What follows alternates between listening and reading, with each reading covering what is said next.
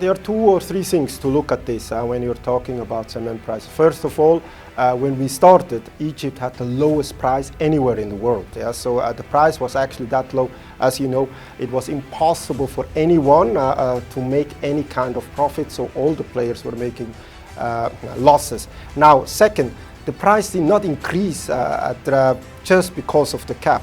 So the prices started to increase much earlier than the cap came into place, and mainly because of the fuel cost. It depends who plays and who doesn't. Yes, again, it's a matter of fuel mix. In our case, it was not so much the price that affected us, it was the availability. So our fuel was basically coal and petcoke. Egypt should use their own resources, yes, going forward, and not rely too much on imports of coal and petcoke. So we need to find a solution where natural gas, first of all, becomes available to the cement industry, and second of all, is a competitive advantage the cement industry can use for exports. Again, exports, I think, are interesting for Egypt if 3 things come to play. Yes, there are markets which are needing, but you know Libya is right now building their own capacity, so it's a limited market. Whenever their installations are finished, they will stop importing, of course, yes. So there are a lot of investments going into Libya. Iraq has a slight shortage, but also that will attract investments into Iraq. So sooner or later they will not use exports from Egypt to do that. For why? Because we are expensive. Egypt is not competitive right now when we're looking at our cost of production in Egypt versus cost of production of Turkey or Algeria. Algeria, a couple years ago, was an import market. Today is one of the largest export markets because they're very competitive with their pricing. These are 3 reasons in my view.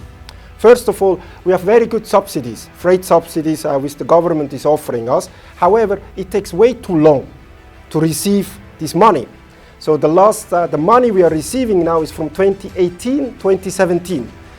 I cannot do business like that. Yes, I cannot give you a credit or a discount on my price on something that I might get in 2 to 3 years. Yes, then I'm a bank. And I'm not a bank. I cannot be a bank. Second of it, we really need to work together with the government how to reduce cost of production in Egypt in favor of the government and for the industry in itself. I'm a believer to build on local resources. So we have a lot of local resources we should be using.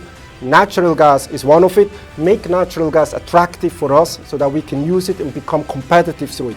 Third are ports. So far, I mean, we are on 3 to 4 million exports. If we want to go beyond that, we need more port capacities.